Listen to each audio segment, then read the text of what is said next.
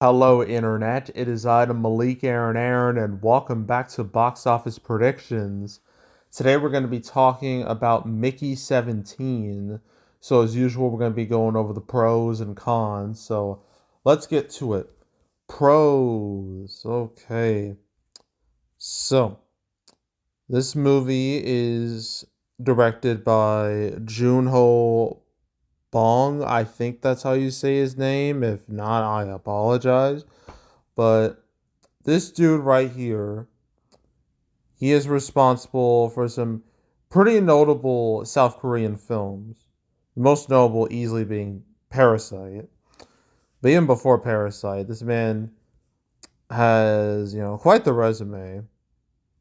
I'm looking at both this and like his Wikipedia page for some of his other movies. Um, but as you can, there's some movies here you probably recognize. Snowpiercer. This is his first like English language movie or first movie to really like use the English language.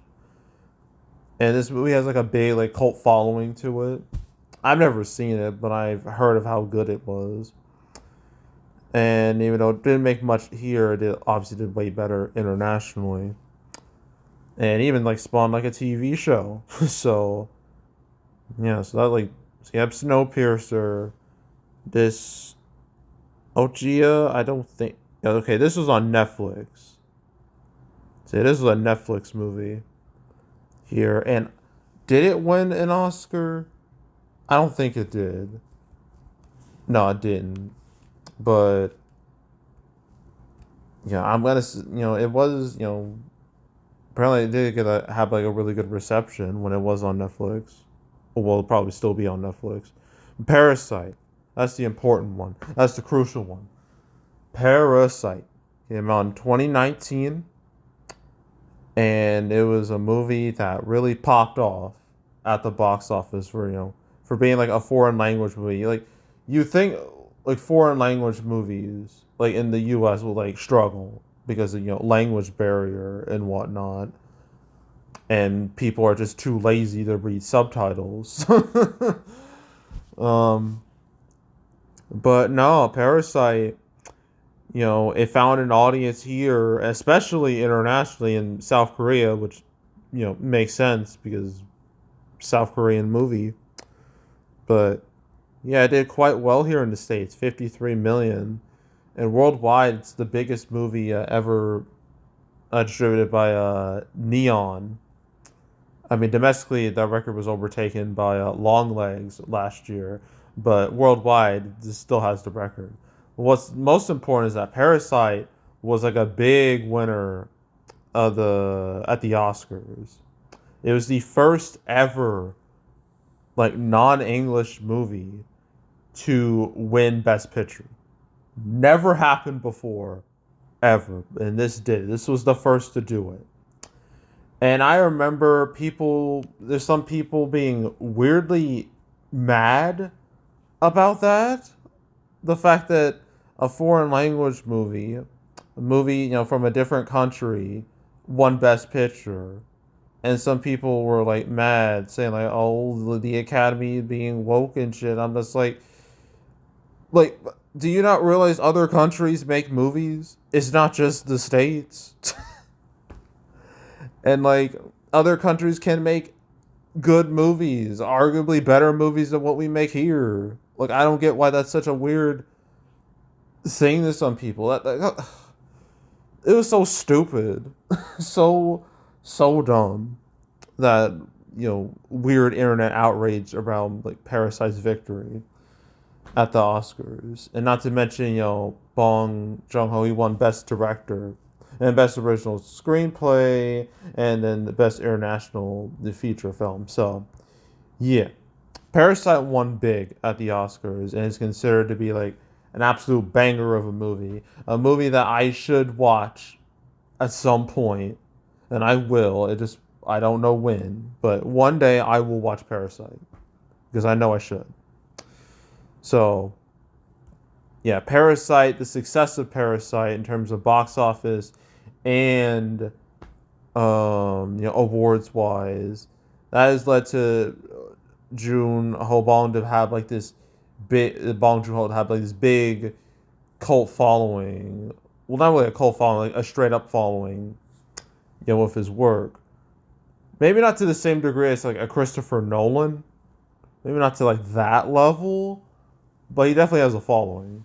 And I imagine a lot of his fans will be interested in seeing like his next movie, which would be Mickey 17, which is his biggest movie today in terms of like budget. His first like big studio movie. So yeah, I say Bong Joon Ho's like his track record with his movies, commercially and critically, that's a huge pro for Mickey 17. So that's pro number one. Pro number two, our cast here. We got a strong group of people. We got to talk about our main man here, Robert Pattinson. Yeah, so Robert Pattinson started in Harry Potter. Some people may have forgotten about that. He started in Goblet of Fire, and then after that, Twilight, Edward Cullen, the sparkling vampire, who had one of the worst romances in movie history with Bella Swan, for who he was interested in for some reason, despite the fact that Bella was just a plank of wood personality wise. Like I don't know why. I don't know what he saw in her, but the two hooked up, and they spawned a whole series with Twilight, New Moon, Eclipse, Breaking Dawn Part 1 and Breaking Dawn Part 2, all making a huge amount of money. Like, no matter how much people hated these movies, and trust me, people did hate these movies, the Twilight fan base was so strong that all that negativity, it wasn't going to do shit. They were going to watch these movies, like their life depended on it. I mean, you would not believe that New Moon. You would not believe that New Moon had the biggest opening day for any movie at that point when it released. I'm dead serious. It made more money in one day than The Dark Knight, which had the previous record. It held on that record for like a year and a half until like a Deathly Hallows Part 2 beat it. But yeah, that tells you how big Twilight was back then. Like, it wasn't a joke. These movies, like, they were some blockbusters. But that's kind of all Robert Pattinson was known for at that time, just the Twilight movies. So, yeah, and that led to some resentment towards him for being, one of the main faces of like such a critically reviled series like Twilight. But then once Twilight was over, he did a lot of smaller movies. And then over time, he started to build an audience that wasn't just Twilight fans. With movies like The Lighthouse, another movie I should see at some point. And he was in Tenet, but he wasn't like the main guy in Tenet. I haven't seen Tenet though. But there's stuff like Lighthouse and Tenet, and then everything changed with The Batman, where he was the new Batman, emo Batman, as he was called. But yeah, when The Batman came out in 2022, it was a big hit, a really strong hit, and a lot of people really liked it, including me. And a lot of people looked at Robert Pattinson and was like, okay, you shed that Twilight image. Now, you're cool. And now Robert Pattinson has a whole new, like, group of fans who are going to, like, support his stuff, which is good. And here we are with, Mickey 17, where you get to see not just one Robert Pattinson, but multiple Robert Pattinsons, because that's part of the plot of the movie, is how Mickey here is an expendable, and he just gets cloned, whenever, like, the previous body, like, dies. He just gets printed out like a 3D printer. So, yeah, you see, we mainly see two Robert Pattinsons on screen. There's Mickey 17, Mickey 18, which is part of the plot. So, Yeah, and Robert Pattinson, boy, his accent. When I first heard it in the trailer, I was not prepared at all for it because he sounded like so unlike how he usually talks. He sounded like Steve Buscemi, and it threw me off. But like that tells me like he's willing to like change things up, which I very much respect. He's like the opposite of The Rock. So yeah. So Robert Pattinson, he's like the main face of the movie. So yeah, I label his presence as a pro. And like, who else do we got? It's Naomi Aki. What has she been in? Really? Oh no, Rise of Skywalker. I did not need to be reminded of that movie ever. But it was a movie that happened. I wish it didn't. And made $1 billion, but it's not like she was like a main player in that movie. She also portrayed Whitney Houston, the Whitney Houston movie that no one watched like at all. And then Blink Twice, I think that did okay. And now she's here. And so that's her. Stephen Yeun. He hasn't really been like movies, mostly known for TV. I know he was in Walking Dead. He's the voice of Invincible in the Invincible show, which is a great fucking show that you should absolutely watch. And so yeah, I recognize him from like those two. I've never seen Walking Dead, but I know like what he looks like in the show. But Invincible, I've watched that shit since it premiered, basically. So yeah, you got Stephen Yeun, and then we got Toni Collette. She's been in quite an amount of number of movies. Might as well talk about the most recognizable movies. Sixth Sense in here. Let's see, just Shaft. I see The Boys, not connected to the show or comic. The same name is not it. Let's see, Shaft, Changing Lanes, About a Boy, The Hours, I guess. Little Miss Sunshine. She was like Abigail Breslin, her mom in the movie. She was like the only one that family that had like a little bit of sanity left. It was probably the most, but still, she was. Oof. Little Miss Sunshine. That's a movie you should probably watch at some point. I have. It's really good. But after that, kind of like a whole lot of nothing really. So yeah, just keep going and going and going. Not much really. The Hereditary, that's a big one.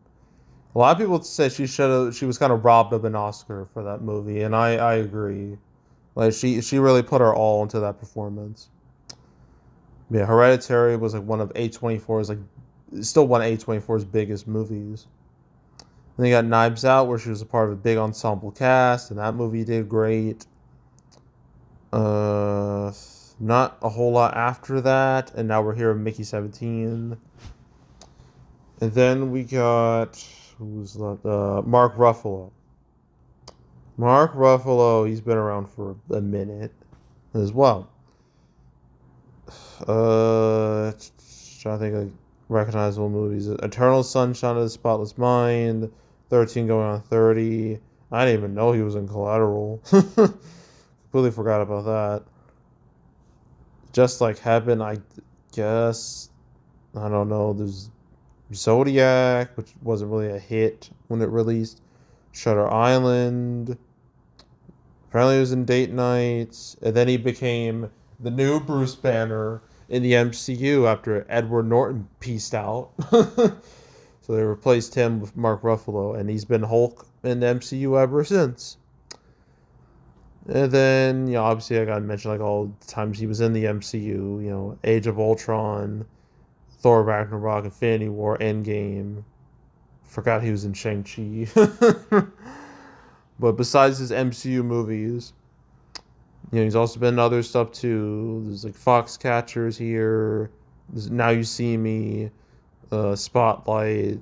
I guess Now You See Me too. There's Poor Things, but Yeah, we got some very recognizable people in this cast. And I will always say it's good to have recognizable faces in a cast. So I will label the cast as a pro. Another pro is that reviews for this movie are pretty good, 78%. That's so a pretty rock solid score. Its audience scores is 76%, which is a tad concerning. It's also a tad concerning is its cinema score is like a B, but considering I've seen the movie, so that score doesn't surprise me at all because this movie is unapologetically it has a very weird vibe to it because the movie's it's described as like a dark comedy, a dark sci-fi comedy, and that's not exactly the most appealing genre out there. So yeah, like this, the B cinema score doesn't shock me, but it's not as bad as it could. I mean, it's better than Brave New World. That's a fact. So yeah, I say overall word of mouth is fine enough, albeit on the low side, like audience wise, but nothing like crazy, nothing like extreme. So yeah, I'll label its reviews as a pro. Its audience reaction that's more like middle ground. I guess another pro is about this like you know the big movie of the weekend. We haven't really had anything remotely big since Brave New World came out, and this is technically a big movie. I mean, it's expensive, has the budget of a big movie. So, yeah, Warner Brothers, they've been like trying with this thing. It's not like they're just shoving it out there. Like they're putting in some effort to like sell it, so and market it. So, I guess the fact that there's really no other options out there. There's no direct competition either. So I'll label that as a pro. Um, is that it with pros? I think that's it with pros. Okay, cons. The big hurdle with this movie is the fact that I just don't think it has broad appeal. I really don't think so. I mean, just seeing the trailers and everything, I was like, this movie it looks interesting, it looks cool, but I don't see it being a hit. I just don't. Like the movie has like this the vibe might just be a little too off-putting for like general audiences. They may not vibe with it. They may not like understand or maybe not understand but like really gel with the movie because again, this movie has a weird vibe to it and that could be like a bit of a hard sell for some people. So, yeah, just like the general nature of the movie and just like how it feels and looks, I think that could be just a turn off for some people. So, yeah, I'd label that as a con. Just the fact that this movie it's just a hard sell in general, really. Like, this is one of those, like, situations where this is basically a big budget niche movie. And that's not good considering this movie needs money to, break even and be profitable and shit. So, yeah, lack of broad appeal. I'll label that as a con. It's also the fact that this is I know it's not an original sci-fi movie, it's technically based off a book, but most people don't know that. They probably think it is original. But still, for like sci-fi, non-franchise sci-fi, that is a big risk. That is one of the riskiest genres out there because you can either end up being like super successful, like say, I know this is part of a franchise, but it's still like a sci-fi movie. Guardians of the Galaxy, you can be that, right? And people thought Guardians of the Galaxy, people thought that movie was gonna flop for a while, but then they saw the trailer and people were like, you know what? This movie might actually stand a chance. Like people got behind it once they saw like a trailer for it. So on one hand, you could be a Guardians of the Galaxy. On the other hand, you can be a John Carter or a Jupiter Ascending and fall flat on your face and just embarrass yourself in front of everyone. Because that's what happened to both of those movies. Both infamous flops for, just not being very good and just having, well, John Carter had really shit marketing. And Jupiter Ascending was just a disaster from start to finish. That movie was some of the worst dialogue ever written for a big budget movie. So that's a scenario you don't want. You don't want to be a John Carter. You don't want to be a Jupiter Ascending. Those are like the two big sci-fi bombs I can immediately think of. I know there's a bunch more out there. Those are like the two like big examples. So you just sci-fi, live action sci-fi in general is a big risk. So like, the risky nature of it, like from a commercial perspective, I'll label that as a con. Uh, Another con. I don't. Mm, I don't know. I don't know. I guess I mentioned box office depression because that's what it feels like. It's just nothing is really clicking that much. I mean, last weekend that was just a waste of time, and then this weekend isn't going to be a whole lot better, and things aren't really going to improve until we actually have a movie that everyone's going to watch. And I don't know if we're going to get that this month. I guess it could be Snow White, but I don't see that being a big hit either. And maybe the Minecraft movie, but I don't know about. There's no safe bets. There's no huge safe bet out there until God. I don't know. um, Shit. The Lilo and Stitch live action movie. I guess. I'm struggling. like like a movie like this, you know, even under like the best of circumstances, it was never gonna do that great. But the fact it's releasing now when like it feels like no one is in the mood to go to the movies because like the product out there is just not that compelling. Yeah, it's less than ideal. So yeah, box office depression. I will label that as a con, and I think that's really it. So so opening weekend.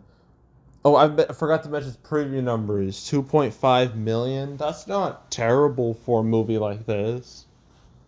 Like it's just not. I mean, it could be a lot worse, but at the same time, it could be better as well. I mean, I'm not sure what I could really compare this to.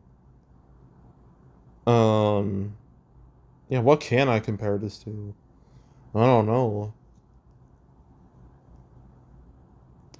I guess Jupiter Ascending. I mean, they're both from Warner Brothers. Yeah, Jupiter Ascending. This movie that deserves to be forgotten about.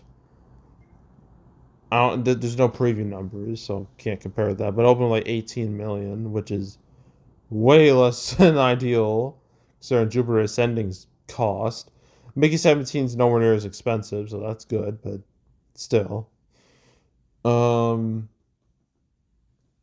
Trying to think of original sci-fi. Interstellar, I could use that, but that's Christopher Nolan. So I don't know. Mm, mm, I can't really think of anything. Like I'm trying to think of it, and I'm struggling. Shoot, I can't think of nothing.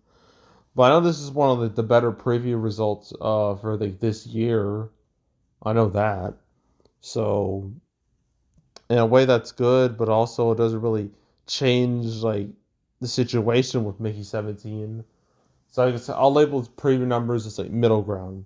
But anywho, opening weekend, this is projected to hit like 20 million judged by previews. I feel like it will hit 20 million plus, probably between 20 25 million. And then its total, I'm not sure how great its legs will be. They might just be average. So I'm going to say like 60 to 70, 80 million, something like that. And we're done with Mickey 17. Okay, so three more movies. Fuck. Three more. Ugh. And I don't really care about any of them. So that's great. That's awesome. So yeah, stay tuned for those. But yeah, that's it. That's all. Make sure to subscribe, like this video, leave a comment, turn on notifications, share the whole drill. You want to check out more videos like this? I got playlists on a playlist on the homepage. All previous prediction videos I made this year, the past few years. You want to watch any of those movies, any of those videos, you can go right ahead. There's also the box office recaps where I go over the box office results for any particular month. February recap will probably be about a week or so. March recap will be like mid-April, roughly. So stay tuned for both those videos. But if you want to watch any of the past recap videos I made on the channel, you can go right ahead. It's also the canceled series. I went over all the movies that were supposed to come out but didn't. I've talked about Mickey 17. It says 3 times. Mentioned it directly in a video 3 times. First time was episode 167. I talked about it alongside The Flash, Plane, Women Talking, Mummies, Moving On, and The Blackening. So that was the first time. The second time was episode 226. And I talked about it alongside Ghostbusters Frozen Empire, Godzilla X Kong, New Empire, and probably some other movies. Ministry of Ungentlemanly Warfare, and like some Jordan Peele movies. I think one he produced and one he's gonna direct. And then the last time I talked about it, that was episode 235. I talked about it alongside Ballerina, The Crow, and I think at the time an untitled Guy Ritchie movie getting a release. I think that's changed. I don't know what that movie is. I can't believe in the description that I'm somewhat interested in the Crow reboot as long as it's good. Boy, that was a fatal fatal error on my part. I don't know why I even thought to type that, because we all know what happened to that movie. But yeah, those are the 3 videos I talked about Mickey 17. So if you want to watch those 3 videos, or any other cancel episodes I made, all 250 of them, want to binge watch them all, go right ahead. And yeah, that's it. That's all. I am out. Goodbye.